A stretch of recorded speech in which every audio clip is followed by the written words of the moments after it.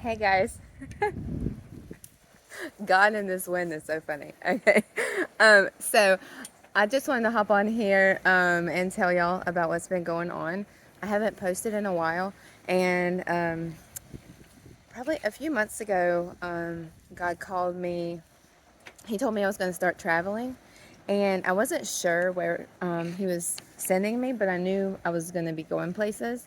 And it's so funny how he would just put people on my YouTube stream that I never saw before. And there was this one that was Spirit Move Ministries, and I shared it with one of my friends, Renee. And as soon as I saw it, I was like, "We're supposed to go there," and she agreed. I had a dream about her. She and I were on a mountainside. I think this was probably like at the end of last year, November of 22, and we were on the side of a mountain, and we were expanding tent pegs, just working so hard, going back and forth.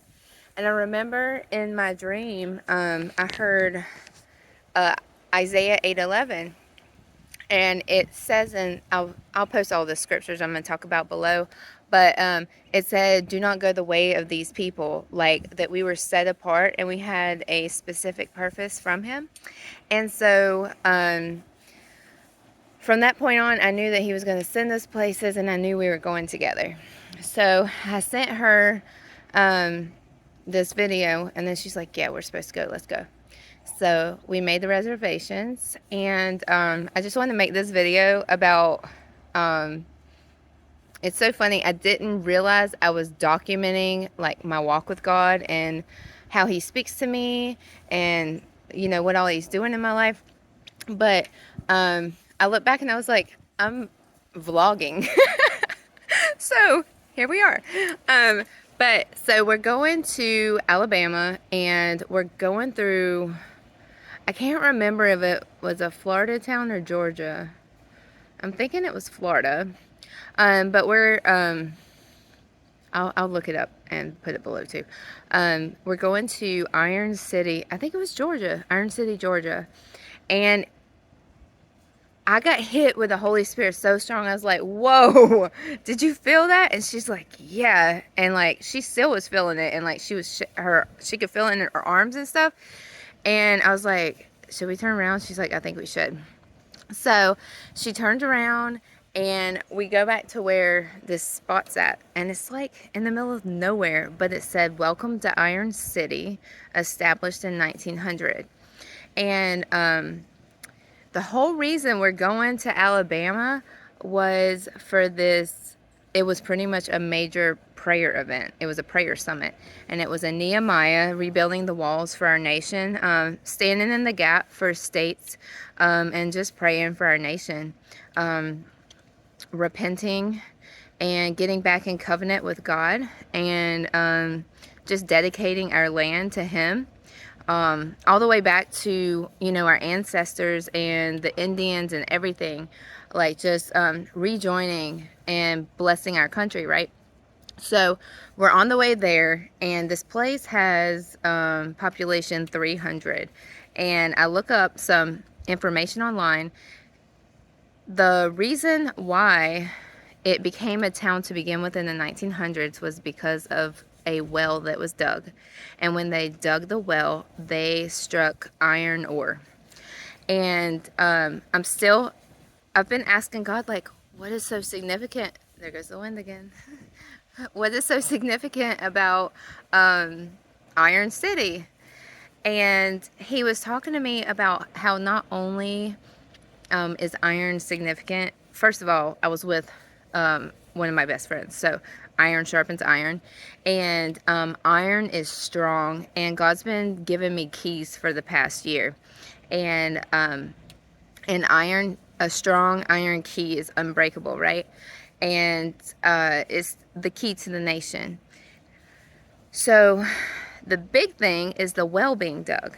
If you look back in the very beginning in the Bible, with like Isaac, Jacob, Abraham, Hagar, everything started at a well, right?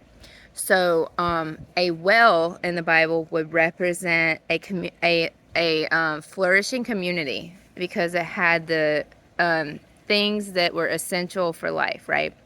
So if you had a well, you had people. Build it and they will come, right? So he was speaking to me about the revival wells, and that we're digging wells in the spirit. And so we get to Alabama. The wind. You'll see why the wind's important in a second. So we get to Alabama, and we check into our room, and right outside of our window, directly outside our window, is the United States flag. And then the Lord called us. We went to prayer that night, and she kind of like went over like what we were there for. And we did worship and prayer. The next day we woke up, and they didn't have another event until that night. So oh my gosh, this one, sorry. So we went to the Alabama state capitol that day, and we felt led to pray for all the states. We asked God to bless Alabama, and we would go to every one. And there was something very significant about Arizona, North Dakota, and South Dakota, which, you know, that's where the preservations and all that for the Indians are. And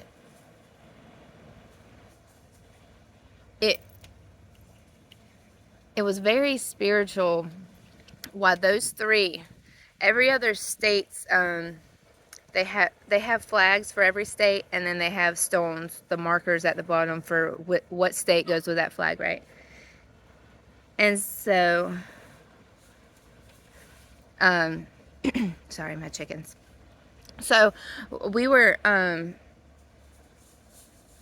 praying over each state, but those three were completely defaced. And then the edge of Texas too was like broken off. And so it was just, that was very significant in the spirit, and so we specifically prayed for those two. But every time we would start praying for certain states and making decrees, the wind would start blowing so hard, so hard. And it was just like you could just feel God so strong. And it was an amazing time. But I think it was Tim Sheets or Dutch Sheets.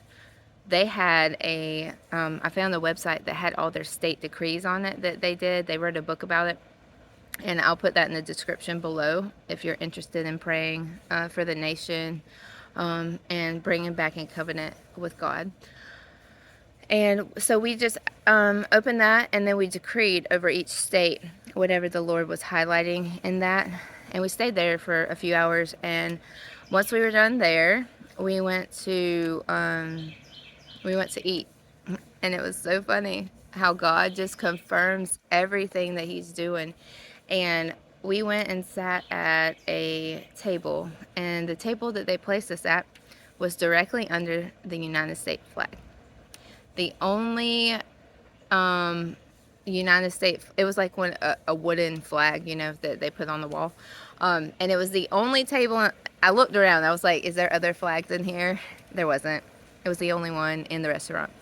So God strategically placed us right there. And it was funny because that night, you know, being from Florida, I'm like, oh, I'm gonna stand for Florida, but I'm already standing for Florida. And then Renee, she's from Georgia, so she was gonna stand for Georgia and be from Florida.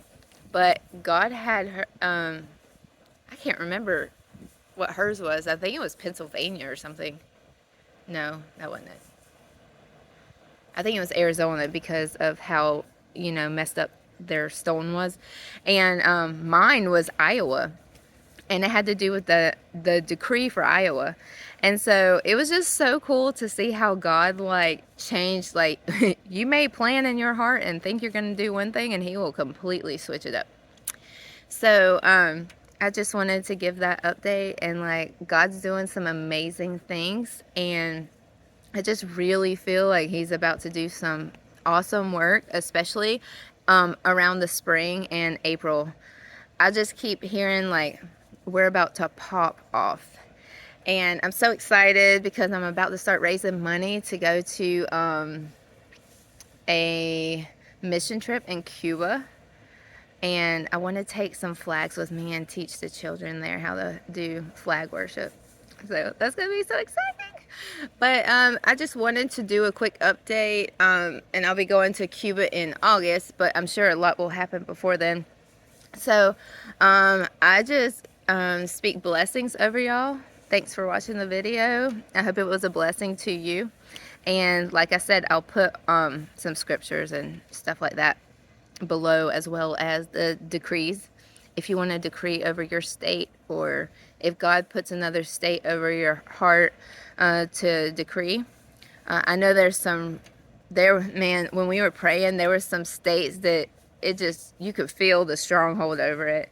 And especially like some of them were real thick with like demonic witchcraft type stuff. So I would just encourage you to pray and ask God to tell you what state to pray for. And I will be back soon with another update. Bless y'all.